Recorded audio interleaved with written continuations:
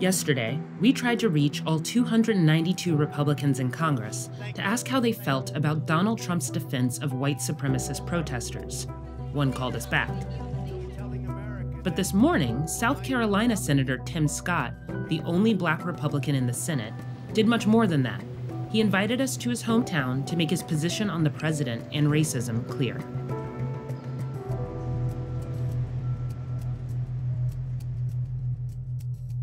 In the past, you've called the president's comments disgusting, indefensible, racially toxic, and that was before Saturday and Tuesday. What words do you have for his Tuesday performance? Initial response of rejecting hatred and bigotry and racism was a good response. I think it was not good enough. Monday, he obviously came to the same conclusion and decided to clarify his comments. His Monday comments would have been perfect on Saturday. Yeah.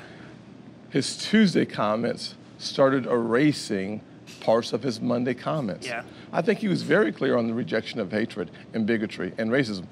His comments on Tuesday... But don't his comments on Tuesday, you said it starts to erase what he said on Monday. Absolutely.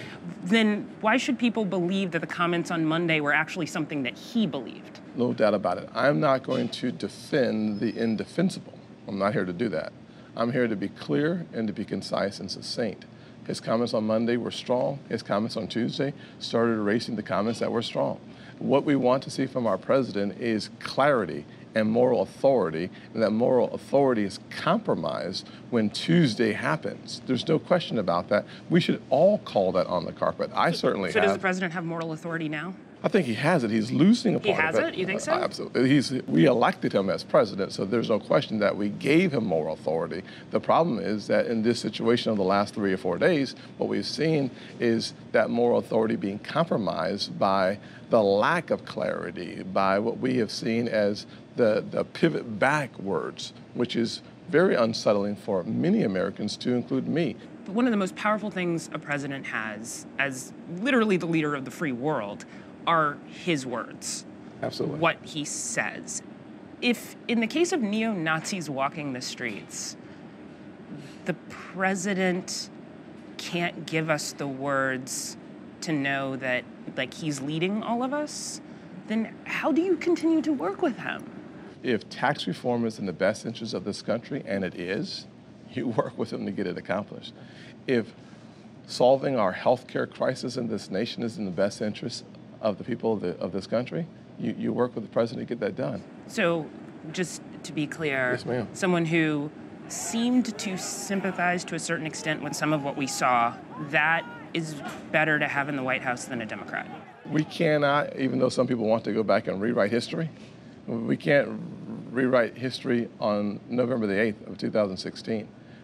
This is our president. I'm going to work with him wherever we are in agreement. I'm going to speak out against him when we are not in agreement. And that's the bottom line. You will not replace us. Looking at what happened in Charlottesville, just the visuals out of that, how'd you feel when you saw the protests and the Nazi flags? It was a stark reminder of where the country has been, and a place where we don't need to go back to. And the imagery of the whole scene was devastating to a lot of people.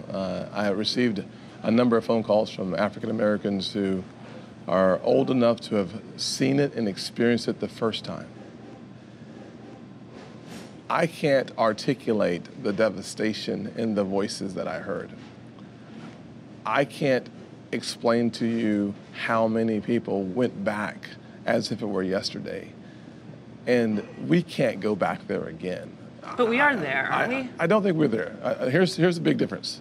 50 years ago, when this country found itself in racial unrest, there was silence almost in every good corridor, so to speak, of this country, except the African-American corridor, and a lot of folks from the Jewish community stood up as well.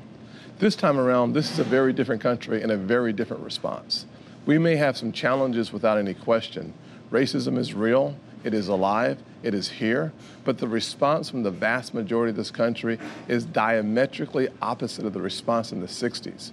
We've had the United States military, generals, leaders standing up and rejecting completely racism. We've had corporate America, which was fairly silent back in the 60s, standing up very strong, very loud, and very proud.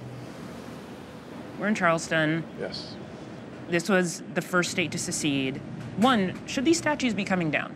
I'll tell you, this is my, one of the most powerful scenes I've ever been a part of was the 50th anniversary in Selma.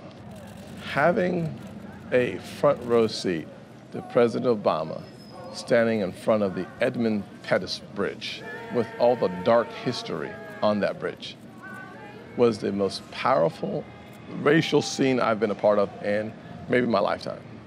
I think that Pettus Bridge, having been renamed to something else, would have not served us well in history. So I am not of the opinion that somehow removing these monuments or markers are a way of cleansing history.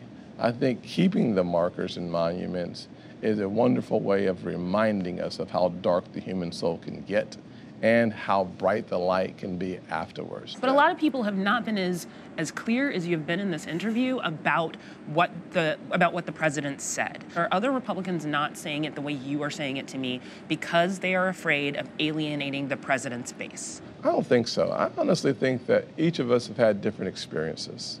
I remember being called everything in the book from a racial perspective in high school and even in college and in the workplace. My memories of the stain of racism and the indignities that some people can cast upon others is a part of who I am. My response should be very pointed and very clear because my history, my personal history,